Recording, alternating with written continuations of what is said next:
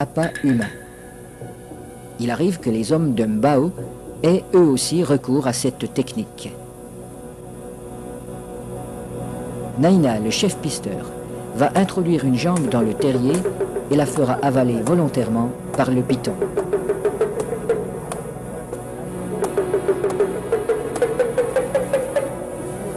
Il est indispensable de posséder le remède qui a été fourni par le sorcier. Cette mystérieuse préparation, à base d'herbes et de racines écrasées, n'a pas qu'un effet psychologique. Elle a le pouvoir d'attirer le serpent tout en protégeant la jambe du pisteur.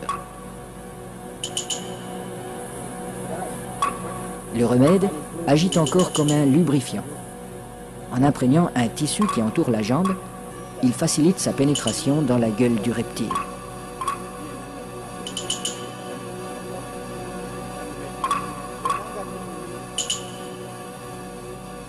La jambe appât restera en principe intacte, car le python avale simplement cette proie qui vient à lui.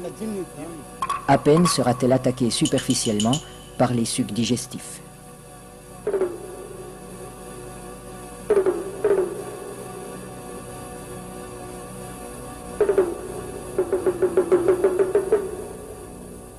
Cette chasse n'est pas sans risque.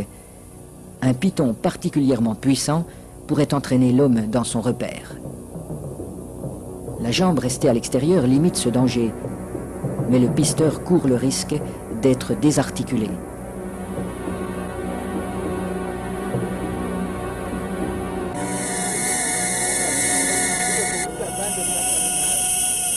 Pour rendre l'attente moins pénible, mais aussi faciliter le glissement des corps de l'homme et de l'animal, on place des feuilles fraîches sous le pisteur.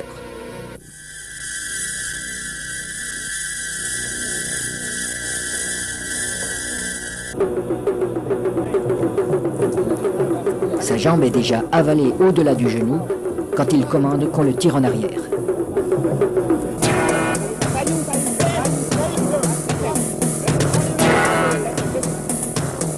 Refusant de laisser échapper sa proie, le python apparaît. Les aides tirent de façon irrégulière. Il secoue le python pour l'empêcher de trouver un point d'appui. Le pisteur relève son pied à angle droit pour ferrer le serpent, à la manière d'un hameçon. L'animal se sent piégé, mais il ne peut plus lâcher la jambe. Le python est maintenu allongé. Il faut éviter qu'il ne s'enroule. Cette position lui enlève une grande part de sa force. Pour dégager sa jambe, Naina déchire la gueule du python au couteau.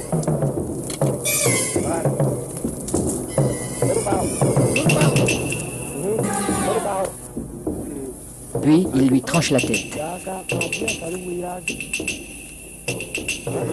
Les autres pisteurs relâchent progressivement le serpent. Dans un premier temps, le corps décapité reste inerte.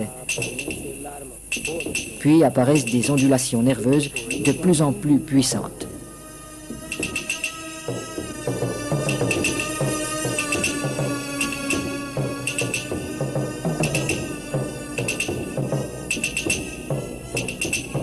Il bougera ainsi pendant près d'une heure, prenant presque des positions d'attaque comme s'il cherchait toujours, au-delà de la mort, à menacer ses assaillants.